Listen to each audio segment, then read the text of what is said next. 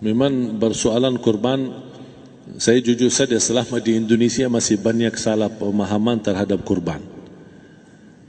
Dan saya pernah berkata, memang Islam kita di Indonesia Islam keturunan. Ya, jadi asal tahu saja. Ya, tapi dari segi belajaran, mohon maaf ya, kita terlalu jauh terhadap pemahaman. Yang saya maksud, kita melaksanakan sesuatu tapi kita sudah belajar, sudah tahu, bukan hanya asal saya dengar, saya lihat, saya bukan sebatas itu, tapi kita punya dasarnya. Dan ini kelemahan kita. Di antaranya kurban. Saya pernah mendengar, bukan malah sering mendengar soal kurban dihitungkan beroran. Jadi keluarga suami istri sama 5 anak berarti jumlah 7, wajib sapi. Kalau kurang daripada itu, atau misal suami istri tidak mampu, boleh ini tahun kurban kambing atas nama suami, tahun depan atas nama istrinya. Ini hal keliru sebenarnya. Yang dihitungkan soal kurban beda sama akikah dan beda sama zakat fitrah. Zakat fitrah sama akikah terhitung beroran. Akikah laki-laki 2 kambing, perempuan 1. Kalau tidak mampu boleh. Kalau ada kembar, laki sama perempuan berarti 3 kambing. Tapi kalau tidak mampu boleh 1 kambing, tidak masalah. Dan tidak ada istilah sekarang saya kurban tapi nanti sisanya seolah-olah ada hutang sama Allah. Sesuai kemampuan kita. Di antaranya kurban. Kurban hitungannya berkeluarga, bukan beroran. Buktinya Rasulullah SAW dan juga cerita Nabi Ibrahim. Ketika Nabi Ibrahim mau sembelih Nabi Ismail, Allah turunkan apa? Mengganti sembelihan Nabi Ismail dengan ekor kambing dari surga. Berapa ekor kambing? 1. Padahal Nabi Ibrahim punya istri 2 dan anak. Ada istri Siti Hajar dan Sarah. Kemudian anaknya Ismail dan Ishak. Berarti semuanya berapa?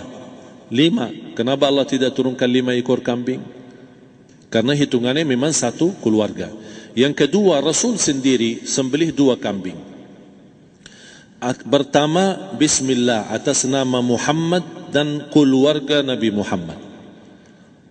Padahal kita tahu keluarga Nabi Muhammad SAW termasuk keluarga besar. 11 istri, belum lagi anaknya, laki-laki sama perempuan. Ada yang hidup maupun sudah mati. Sudah termasuk semua. Yang hidup maupun mati. Yang kedua, Rasul sembelihan yang kedua atas namaku dan umatku. Umatnya berapa miliar? Cuma 1 ekor kambing. Kenapa Rasulullah SAW berkurban atas nama dirinya dan umatnya? Saya mengambil salah satu di sini tanda sayangnya Rasul kepada umatnya. Jadi saya selalu berkata, orang miskin yang tidak mampu berkurban seharusnya bangga di hari kurban, karena Rasul sudah kurbankan duluan atas nama dia. Jadi terima kasih ya Rasulullah, ingatkan kita. Yang kita tidak mampu, Rasul sudah. Bahkan kalau Rasul sudah kurban atas nama umatnya yang tidak mampu, berarti sudah terkabul. Kita aja belum tahu kabul atau tidak kalau kita berkurban. Tapi kalau Rasul sudah terjamin makbul. Oleh sebab itu, hitungan kurban itu adalah 1 keluarga. Misal, bapa punya istri, punya anak.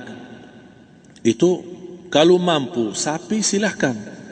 Mampu 1000 sapi silahkan. Kalau soal kemampuan tidak ada masalah. Tapi kalau soal kewajiban, tidak ada wajib lebih daripada 1 ekor kambing. 1 ekor kambing. Misal, kalau bapa punya istri 4. Misal. Cuman ini misal. Ya. Istrinya 4. Setiap istri anaknya 10. Berarti jumlah berapa? Anak 40, istri 4, berarti 44, sama bapa 45. Wajib 1 ekor kambing saja. Cukup untuk semua ini. Tapi kalau soal mampu, ya silahkan. Mau 1000 kambing boleh, mau 1000 sapi boleh. Tidak ada yang melarang kalau soal kemampuan. Dan kalau kita mau sembelih, Bismillah atas namaku dan keluarga. Tidak perlu bawa data-data nama keluarga. Jadi disebutkan tukang sembelihnya ada capek menunggu sambil sebutkan nama-nama. Tidak perlu. Udah Bismillah atas namaku dan keluarga. Termasuk kata atas namaku dan keluarga, termasuk orang tua yang sudah meninggal. Termasuk orang tua yang sudah, karena kita adalah hasil daripada orang tua. Itu sudah termasuk, tidak perlu kita sebutkan. Ada sebagian ulama membolehkan kalau kita mampu, mau khusus kambing atas nama orang tua, tidak masalah. Kalau kita mampu. Tapi kalau kita tidak mampu, itu sudah termasuk orang tua kita bersama keluarga besar kita. Ini salah satu kenikmatan, dan ini termasuk juga sedekah yang berguna bagi orang yang sudah meninggal di keluarga kita. Wallahu ta'ala alam. Dan juga masalah panitia, bisa kita mewakili. Kalau kita tidak mengerti sembelihannya dan tidak mengerti cara bagiannya. Tapi ada satu sunnah yang termasuk kehilangan sunnah ini, adalah banyak yang tidak mau makan dari hasil kurban. Padahal itu sunnah Rasul. Dari akikah boleh makan, dari kurban pun boleh makan. Bahkan sunnah SAW dibagi 3. Sepertiga pertama dihadiahkan. Maksudnya kata dihadiahkan kepada orang kaya. Misal tetangga saya tapi orang kaya, dia bukan miskin, tapi boleh saling hadiah. Karena inti daripada hadiah silaturrahim. Ada keluarga kita termasuk mampu, tapi saya kasih, ini alhamdulillah saya sembelih sapi. Barangkali dia tidak mampu, cuma sembelih kambing. Udah, kita dapat daging kambing, dia dapat daging sapi. Tapi dengan niat hadiah, bukan sedekah. Karena dia bukan orang miskin yang menerima sedekah. Yang sepertiga yang kedua adalah sedekah. Sedekah itu termasuk orang miskin. Yang ketiga, kita makan sendiri. Bahkan Rasulullah SAW selepas Idul Adha, beda sama Idul Fitri. Sebelum Idul Fitri dia makan kurma, meyakinkan batalan puasa. Tapi kalau Idul Adha tidak makan dan minum sebelum salat, kenapa? Bukan berarti tidak boleh. Tapi Rasulullah SAW ingin pertama pembukaannya, buka sarapannya atau makan di pagi harinya selepas Idul Adha adalah dari hasil sembelihan kambing itu atau dari kurban.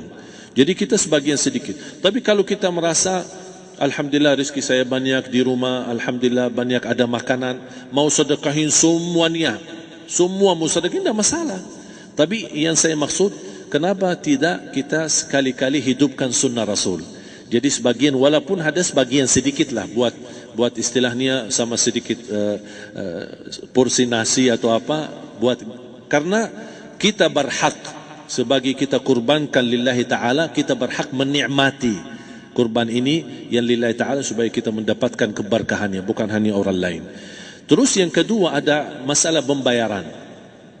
Kalau kita wakili panitia, boleh kita pesan sama panitia, tolong sedikit dari kurban saya minta buat saya makan. Itu tidak masalah, kita boleh minta.